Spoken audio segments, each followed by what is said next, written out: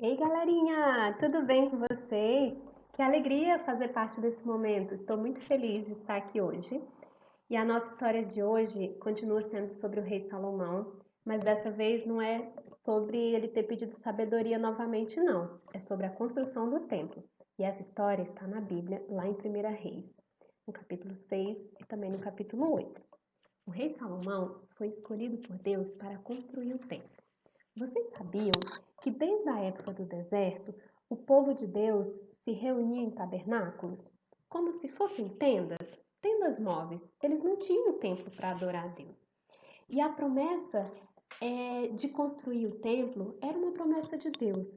Davi tinha o desejo de construir esse templo, tanto que ele doou materiais, ele entregou a planta, mostrando exatamente como deveria ser o templo.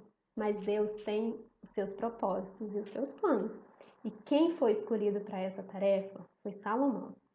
Salomão, então, construiu um templo cheio de detalhes e um templo muito grande. E depois que a construção ficou pronta, Salomão fez uma coisa muito, muito, muito importante. Vamos ver?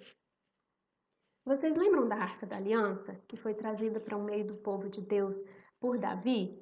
Ela representava a presença de Deus e dentro dela estavam as tábuas da lei, com os 10 mandamentos. Vocês lembram dos 10 mandamentos? Vou citar um, por exemplo, não matarás. Os demais eu acho que vocês lembram, né? A Arca da Aliança foi colocada num lugar muito especial, chamado Santo dos Santos. E nesse lugar, somente os sacerdotes poderiam entrar. Como se fossem o pastor hoje em dia. Como se fossem os pastores. Depois que Salomão construiu o templo, cheio de detalhes, e colocou a Arca da Aliança nesse lugar especial, ele tinha que apresentar o templo para Deus e para o povo. Mas ele não fez isso no dia seguinte, não. Ele esperou mais ou menos um ano. Nossa, eu acho que Salomão não era ansioso não, hein? Esperou mais ou menos um ano para fazer a apresentação do templo. Sabe por que ele esperou esse tempo todo? Porque ele queria que isso fosse feito num período festivo. E ele estava à espera da festa dos tabernáculos.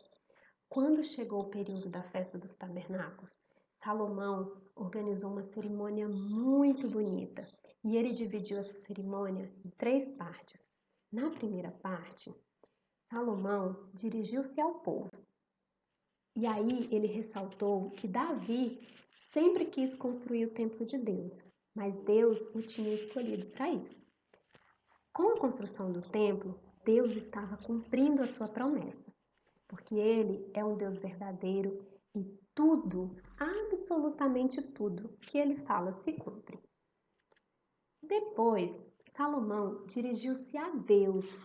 Ele orou na presença de todo o povo e reconheceu que não havia outro Deus como o Deus de Israel.